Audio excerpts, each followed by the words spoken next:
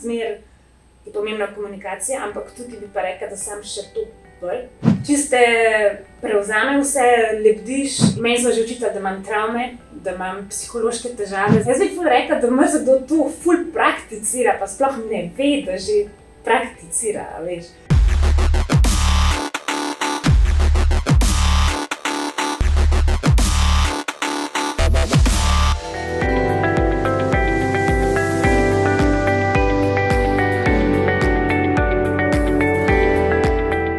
Živijo, Lucija tukaj in danes je z mano Nika Planinka oziroma Nina Jug iz Pologe na prvi pogled.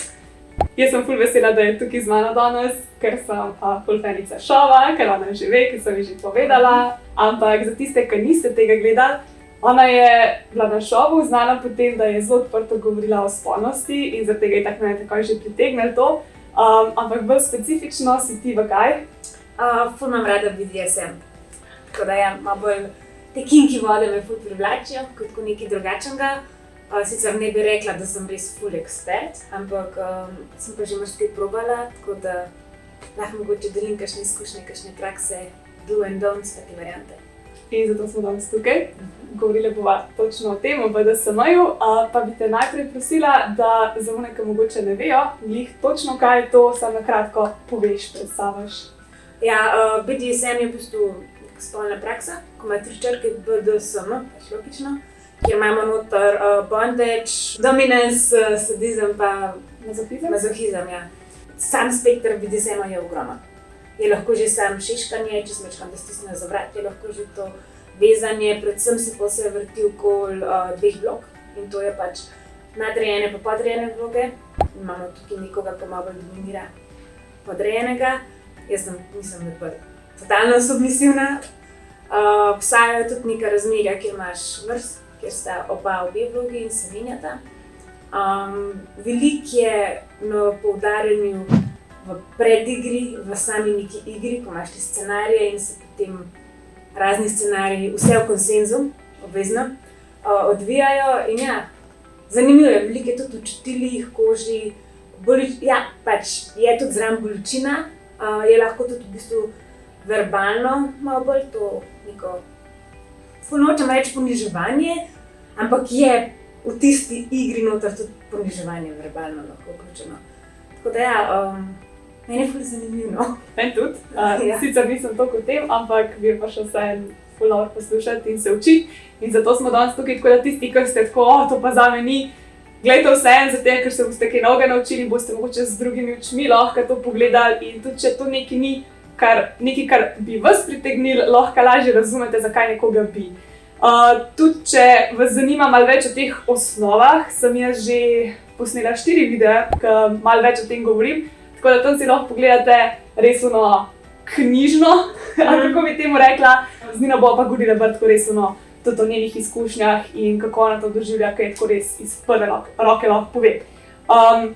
Tako da, najprej bi rada naslovila eno stvar, ki je tako nek predsodek, neko zmotno mišljenje, ki ga imajo ljudje o BDSM-ju in to je, da nekaj mora biti s tabo narobe, da ti je to všeč, da te to zanima, malo moraš biti psihopat, ziher se to en normalen človek, ki ima vse pošihtano v glavi in ne bi s tem ukvarjal, ampak a je glih tako? Ne, niti malo.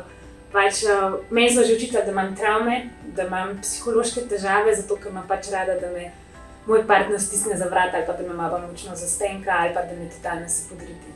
Tako da, ne, pač nimam travmi. Imam čist pošlihtano vse v lifeu, bi le rekla, oziroma pač kdo pa že ima čisto vse, ampak tako rekla, da sem neka zdrava, normalna osebnost.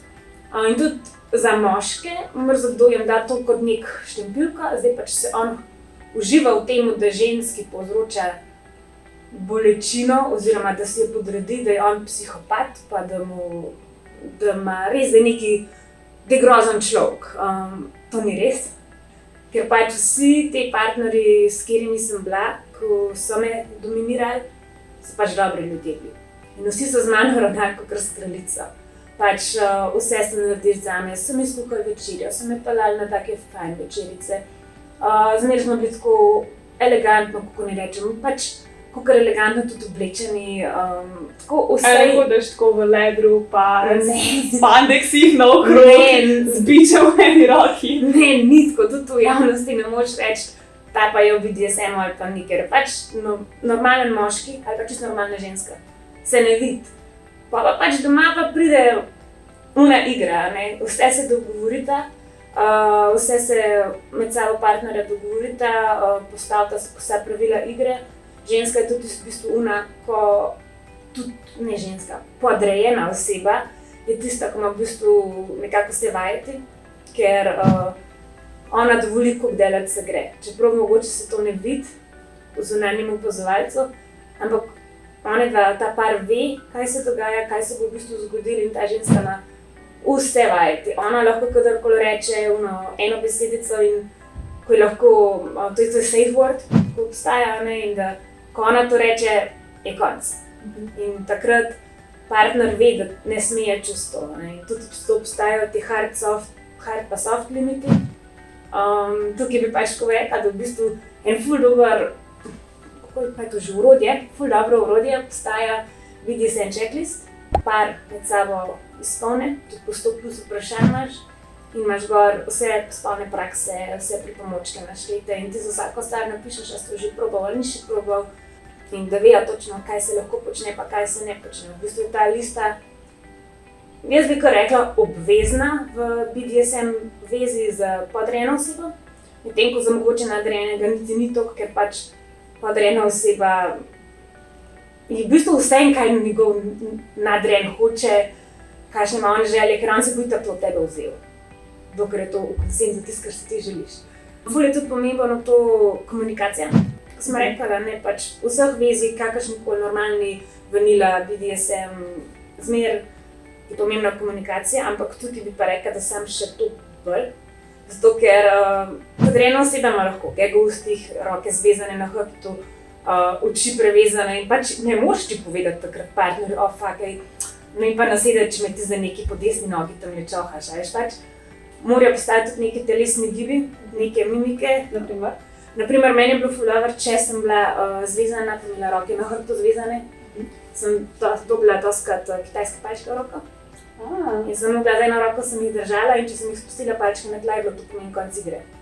Takoj, ko sem jih spustila, če jih bi spustila, bi bila odvezana, bi šla takoj v aftercare mode.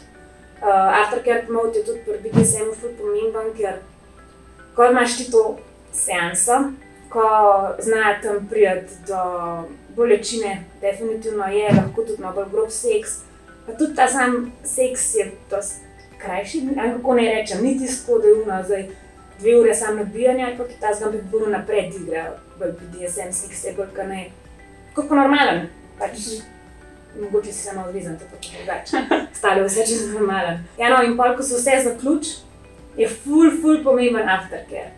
Ker ti kot podrejena oseba prideš na en high, to je, močem tako zdaj reči, ampak tako da bi ne vem, mogoče neki drugi, pač čiste prevzame vse, lebdiš in ta tvoj dom je s tabo tam gor, ampak potem, ko pa ti padeš dol, ko se enkrat seansa zaključi, te mora on lepo na lep način dol propeljati, s tem, da imaš pol aftercare, kot je, ne vem, crkljanje, mogoče, da so vse tam, kjer je koža razdražena, kjer so kaj rdeča, namaže s kakšno kremo, malo pohladke, da lahko si posladkaš s kakšnim sladoledom, s palačinkami, kaj tazga tako, da je takrat pride ta nežnost. In vsi ti moški, ko za kjer pravijo, da so sami psihopati, grobjani, ne vem, sam pretepati hočejo, znajo biti ful nežni tudi.